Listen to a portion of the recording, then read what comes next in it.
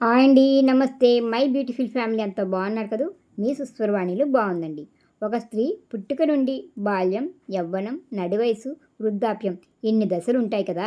పురుషుడి జీవితంలోనూ ఇవే దశలు. కానీ ఒక అమ్మాయి మెచ్యూర్ అంటే పెద్ద మనిషి అయినప్పటి నుండి మెనోపాజ్ వరకు, అంటే పీరియడ్స్ ఆగిపోవడం వరకు అన్నమాట. అసలు మెనోపాజ్ అంటే ఏమిటి? ఏ వయసులో మొదలవుతుంది? ఆ టైంలో ఆడవాళ్ళకి శారీరకంగా, మానసికంగా వచ్చే సమస్యలేంటి? తెలుసుకోవాల్సిన విషయాలేంటి? ఈ వీడియో ఎందుకు చేస్తున్నానంటే, మొన్న మా కజిన్ ఫోన్ చేస్తే మాటల మధ్యన ఎంత తిన్నా నీరసంగా ఉంటుందని, ఒక్కొక్కసారి గుండె దడగా ఉంటుందని, రాత్రులు హార్ట్ బీట్ ఫాస్ట్గా ఉంటుందని, ప్రతిదానికి ఏడుపు వస్తుందని, అర్ధరాత్రైనా నిద్ర పట్టడం లేదని, ఒకవేళ నిద్ర పట్టినా మధ్య మధ్యలో సడన్గా మెలకు వచ్చేస్తుందని చెప్పింది. తన వయసును బట్టి బహుశా నీకు మెనోపాజ్ మొదలవుతుందనుకుంటా అన్నాను. ఏమిటో తెలియడం లేదు, దాని గురించి తెలుసుకుని వీడియో చేస్తే కొందరికైనా ఉపయోగపడుతుంది కదా అంది.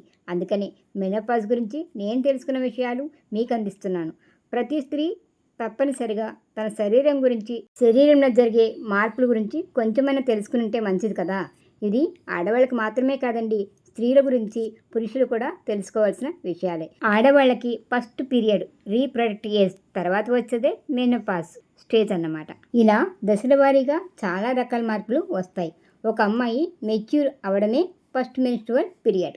అప్పటి నుండి చాలా రకాల హార్మోన్స్ శరీరంలో మారుతూ ఉంటాయి. ఈస్ట్రోజన్, ప్రొజెస్టన్ అని రిలీజ్ అవ్వడం వల్ల రెగ్యులర్గా పీరియడ్స్ వస్తుంటాయి. సాధారణంగా 45 నుండి 55 లోపు మెనోపాజ్ స్టేజ్లోకి వెళ్ళిపోతాం. కానీ ఈ కాలంలో 40కే, కొందరికైతే 30 ఏళ్లకే పీరియడ్స్ రావడం ఆగిపోతున్నాయి. ఇలా అవడాన్ని ప్రీ మెచ్యూర్ మెనోపాజ్ అని, 35 ఏళ్ల తర్వాత నెలసరి ఆగిపోతే అర్లీ మెనోపాజ్ అని, 45 నుండి 55 లోపు పీరియడ్స్ రావడం ఆగిపోవాలని, అలా కాకుండా 55 ఏళ్ల తర్వాత కూడా పీరియడ్స్ వస్తుంటే తప్పకుండా వైద్యుడిని కలవాలని సీనియర్ గైనకాలజిస్టులు చెప్తున్నారు. కొందరు ముందుగానే మెనోపాజ్, ఎందుకంటే డయాబెటీస్, అధిక బరువు, పర్యావరణం, తింటున్న ఆహారం తగినంత నీటిని తాగకపోవడం, మెడిసిన్స్ ఎక్కువగా వాడడం, స్టెరాయిడ్స్ తీసుకోవడం అలాంటివే కాకుండా ఇంకా ఇతర అంశాలు మెనోపాజ్ రావడానికి కారణాలని నిపుణులు అంటున్నారు. మనకి ఈస్ట్రోజన్, ప్రొజెస్టన్ అనేవి రిలీజ్ అవ్వడం వల్ల రెగ్యులర్గా మెన్స్ట్రువల్ సైకిల్ అంటే ఋతుచక్రం, నెలసరి మొదలవుతుంది. అప్పటి నుండి 45 నుండి 50 దగ్గరికి మెనోపాజ్ స్టేజ్లోకి వచ్చేస్తాం. ఈ మెనోపాజ్ దశలో ఈస్ట్రోజన్ హార్మోన్ రిలీజ్ అవ్వడం తగ్గుతూ క్రమంగా మెనోపాజ్లోకి వచ్చేస్తాం. ఎవరైనా ఈ ఏజ్ గ్రూప్లో ఒక ఏడాది పాటు బహిష్టుడు రావడం ఆగిపోతుందో వారు మెనోపాజ్ స్టేజ్లోకి వెళ్తున్నట్టు అనుకోవాలి. నెలల తరబడి పీరియడ్స్ కనుక రాకపోతే హార్మోన్స్ టెస్ట్ చేయించుకుని కన్ఫర్మ్ చేసుకునే అవకాశం కూడా ఉంటుంది. ఈ మెనోపాజ్ స్టేజ్లోకి వచ్చే 2-3 ఏళ్ల ముందు నుండే మన శరీరంలో శారీరకంగా, మానసికంగా రకరకాల ఎక్కువ మార్పులు వస్తుంటాయి.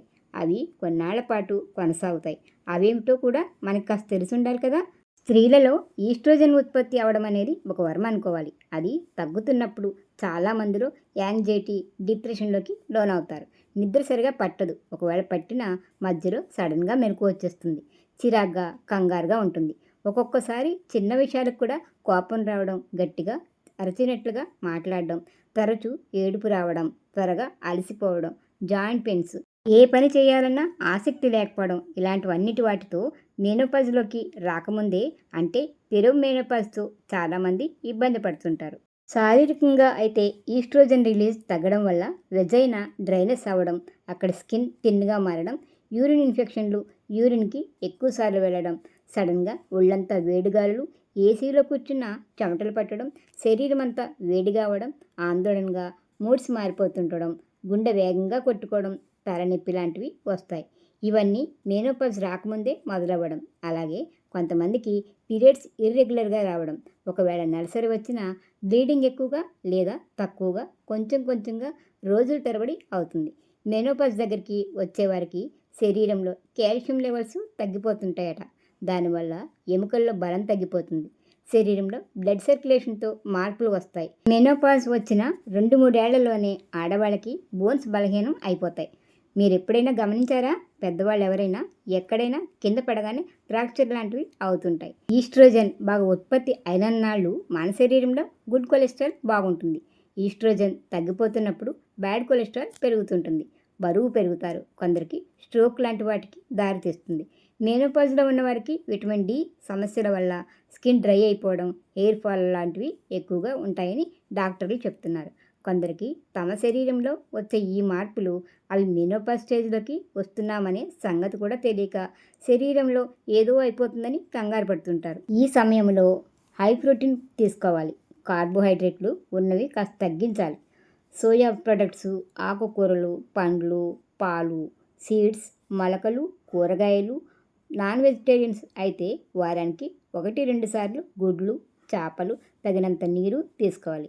మనలో చాలామంది ఆడవారిని గమనిస్తే మా పిల్లలకి అవి ఇష్టం, మా వారికి ఇవి ఇష్టం, ఇవి బాగా తింటారు, అవి బాగా తింటారంటూ ఎంతసేపు వాళ్ళకి వీళ్ళకి ఇష్టమైనవి రకరకాలవి చేసి పెడుతుంటారు. కానీ తమకేమి ఇష్టమో అవి చేసుకుని తినరు. కనీసం అప్పుడప్పుడైనా మీకు ఇష్టమైనవి చేసుకుని తినండి. ఎందుకంటే ఇంట్లో ఆడవారు ఆరోగ్యంగా ఉంటేనే కదా ఇంట్లో వారు ఆరోగ్యంగా ఉండగలుగుతారు. మరి ఈ మెనోపాజ్ సమస్యల నుండి మనం శారీరకంగా ఫిట్నెస్గా, మానసికంగా ఆనందంగా ఉండాలంటే వారానికి కనీసం 3-4 సార్లైనా ఒక అరగంట exercise, walking, gardening, yoga, meditation, మంచి మ్యూజిక్ పాటలు వినడం, బుక్స్ చదవడం, నచ్చిన సినిమాలు చూడడం, ఫ్రెండ్స్ని కలవడం, ఏమైనా సేవా కార్యక్రమాలు చేయడం, ఇలా ఏదో ఒక యాక్టివిటీని అలవాటు చేసుకుంటే మెనోపాజ్ దశను ఎదుర్కోగలుగుతామని డాక్టర్లు చెప్తున్నారు. అలాగే మెనోపాజ్ దశలో ఉన్నప్పుడు ఇంట్లో కుటుంబ సభ్యుల సహకారం కూడా చాలా అవసరం. ఈ వయసుకి మార్పులు రావడం సహజమని, కొన్ని రోజులకి అన్నీ సర్దుకుంటాయని, ఆరోగ్యం బాగుంటుందని సహకారాన్ని, ప్రేమని ఇంట్లో వాళ్ళు అందిస్తే ఆడవాళ్ళకి మెనోపాజ్ స్టేజ్ని దాటడం అంత కష్టమేమీ కాదని అనుకుంటున్నాను. మీరేమంటారు? కామెంట్ పెట్టండి. వీలైతే మీరెవరికైనా ఇటువంటి విషయాల్లో అవేర్నెస్ని కలిగించండి. వీడియో నచ్చితే లైక్ ఇవ్వండి. మీరిచ్చే లైక్ వల్ల మరొకరు చూసే అవకాశం కలుగుతుంది. మన ఛానల్ని సబ్స్క్రైబ్ చేసి పక్కనే ఉన్న బెల్ సింబల్ని క్లిక్ చేయండి. వీడియోని షేర్ చేసిన మీ బంధుమిత్రులకి మంచి చేసినట్టే కదా. అలాగే సుస్వరవాణిలు అనే చిన్న మాటని స్ప్రెడ్ చేసి నన్ను ప్రోత్సహిస్తారు కదా. మరొక వీడియోతో మళ్ళీ కలుసుకుందాం. అంతవరకు సెలవు మరి. నమస్తే.